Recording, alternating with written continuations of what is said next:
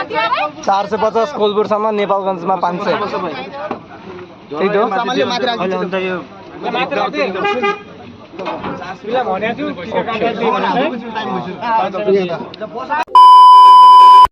So hello guys, welcome back to my new video. के छ खबर? सन्चै हुनुहुन्छ होला। अनि म पनि आरामै छु।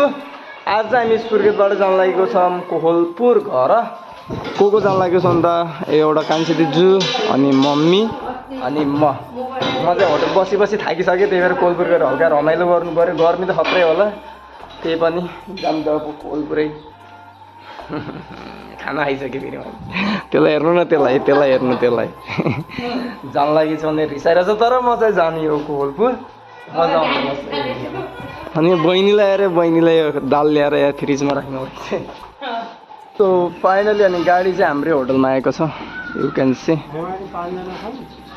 गाडी चाहिँ हामी चाहिँ गएर बसिहाल्छौँ। हामी चाहिँ आइसकेको छौँ गाडीमा। तर गाडीले चाहिँ बस पार्क रोकिरहेको छ, त्यहाँ डुबिरहेको छ। कान्छी हाँस्छ। 3 दिन घर बसिन्छ, मौज गरेर आइन्छ। दुईजना हालौ न, एउटा यहाँ कतो जग्गा हो त। ओके, गाडी प्याक हुँदैछ, टाइम लाग्ला जस्तो छ। अनि करिब अब 5-10 मिनटमा यहाँदेखि हिँड्छ होला गाडी। 3 घन्टामा चाहिँ कोहलपुर पुग्छ। 12 बज्यो, 3 बजीतिर पुग्छ। 450 कोहलपुरसम्म, नेपालगञ्जमा 500। त्यही त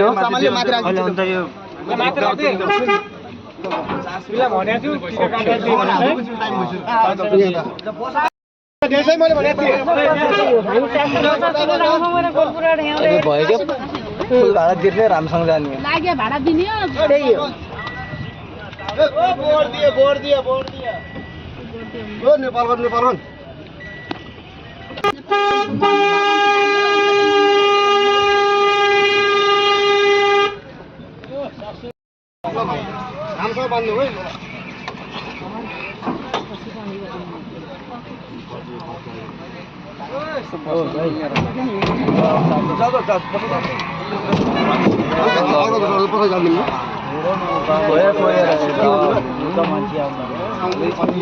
अरू इट्स ओके।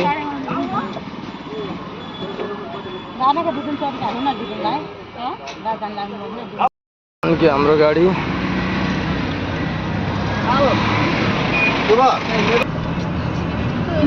बस्नु यो।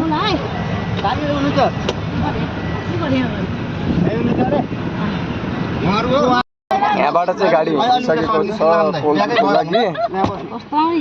हामीहरू चाहिँ लगभग कहाँ पुगिसक्यौँ भने चाहिँ बुलबुले पुग्न लागिरहेको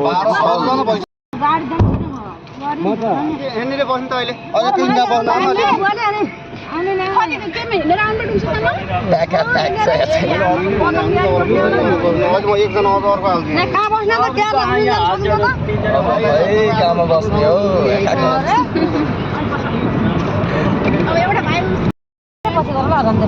अब हामी चाहिँ लागिसकेको छौँ। तर यहाँ चाहिँ प्याक छ, आमा छोपिराख्नु भएको छ।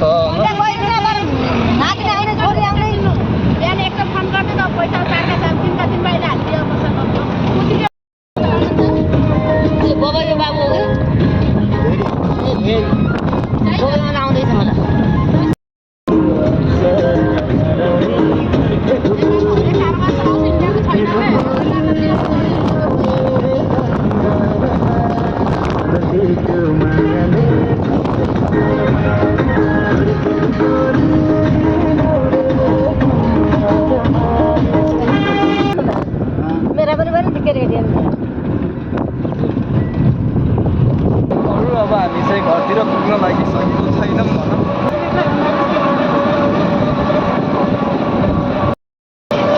त्यहाँको मान्छे सबै पाहाडका छन्, कुरा बुझ्छन्। फाइनली हामी चाहिँ घर पुगिसकेको छौँ। झर्दैछन् त्यो पारीबाट गर्मी। सुर्खेत कस्तो शीतल थियो, गर्मी कस्तो छ यहाँ। घर चाहिँ बन्दैछ, कम्प्लिटै भएको छैन। गाइज हामी चाहिँ बिहान मम्मी आफ्नो बुढा बिरामी छ भनेर बिहान खानै नखाएर आइदिनु भयो मम्मी चाहिँ। अरू त्यस्तो यो गर्मी खैर खतरा छ पुर्कुले बा गुवा बिरामी हुनुहुन्छ भनिदिएर फाइनली यहाँ चाहिँ यस्तो खतरनाक पानी परिरहेको छ कोलपुरमा यु क्यान सी पुरा पानी परेछ पानी कुकुर म चाहिँ बसेर भाउजू अघि त्यहाँ पकाउँदिन्छ त दिनु त कुकुर बसेर पानीको चाहिँ मजा लिइरहेछन् पानी परेर काम नकसी आइ गाइज भन्दै जोरसँग के छ खबर पानी चाहिँ लगातार परिरहेछ अघिबाट होइन यही पानी